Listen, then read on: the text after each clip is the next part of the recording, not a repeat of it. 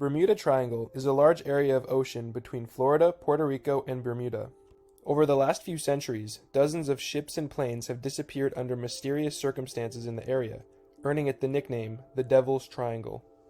People have even gone so far as to speculate that it's an area of extraterrestrial activity, or that there is some bizarre natural scientific cause for the region to be hazardous, but most likely, it's simply an area in which people have experienced a lot of bad luck. The Bermuda Triangle's bad reputation started with Christopher Columbus. According to his log, on October 8, 1942, Columbus looked down at his compass and noticed that it was giving weird readings. He didn't alert his crew at first, because having a compass that didn't point to magnetic north may have sent the already on-edge crew into a panic. This was probably a good decision, considering 3 days later, when Columbus simply spotted a strange light, the crew threatened to return to Spain. This, and other reported compass issues in the region, gave rise to the myth that compasses will all be off in the triangle, which isn't correct, or at least is an exaggeration of what is actually happening, as you'll see. Of course, despite this now being repeated as an explanation for disappearances in the triangle in numerous documentaries and articles since then, it turns out magnetic variation is something ship captains have known about and had to deal with pretty much as long as there have been ships and compasses. Dealing with magnetic declination is really just navigation by compass 101, and nothing to be concerned about, nor anything that would seriously throw off an experienced navigator. The modern Bermuda Triangle legend didn't get started until 1950, when an article written by Edward Van Winkle Jones was published by the Associated Press. Jones reported several incidences of disappearing ships and planes in the Bermuda Triangle, including 5 U.S. Navy torpedo bombers that vanished on December 5, 1945, and the commercial airliners Star Tiger and Star Ariel, which disappeared on January 30, 1948, and January 17, 1949 respectively. All told, about 135 individuals were unaccounted for, and they all went missing around the Bermuda Triangle.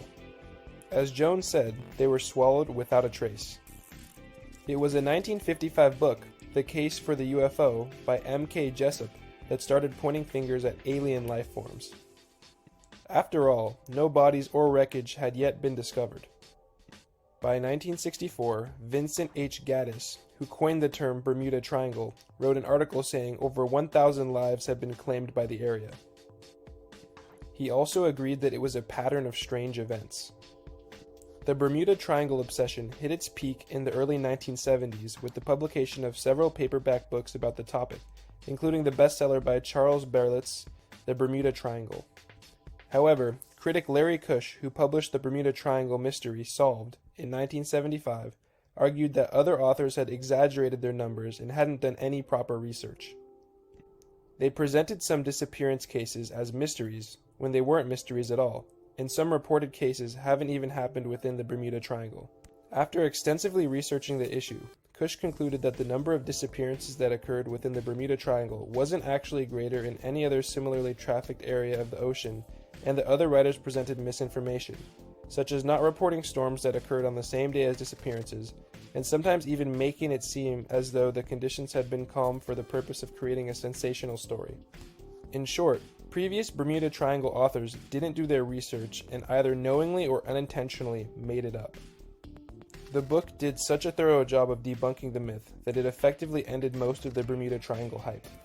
When authors like Berlitz and others were unable to refute Cush's findings, even the most steadfast of believers had a difficulty remaining confident in the sensationalized Bermuda Triangle narrative.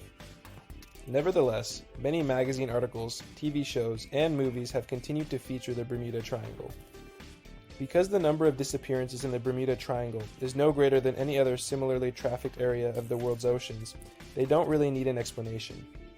But if you're still convinced that the Triangle is a ship graveyard, relative to other regions that get around the same number of travelers, here are some natural explanations from the Coast Guard to combat some of the alien and other fantastical theories. The majority of disappearances can be attributed to the area's unique features. The Gulf Stream, a warm ocean current flowing from the Gulf of Mexico around the Florida Straits northeastward towards Europe, is extremely swift and turbulent. It can quickly erase any evidence of a disaster. The unpredictable Caribbean Atlantic storms that give birth to waves of great size as well as waterspouts often spell disaster for pilots and mariners. Not to mention that the area is in Hurricane Alley. The topography of the ocean floor varies from extensive shoals of some of the deepest marine trenches in the world. With the interaction of strong currents over reefs, the topography is in a constant state of flux and breeds the development of new navigational hazards. Not to be underestimated is the human factor. A large number of pleasure boats travel the waters between Florida's Gold Coast, the most densely populated area in the world, and the Bahamas. All too often, crossings are attempted with too small a boat, insufficient knowledge of the area's hazards, and a lack of good seamanship. If you found this video interesting, please consider subscribing.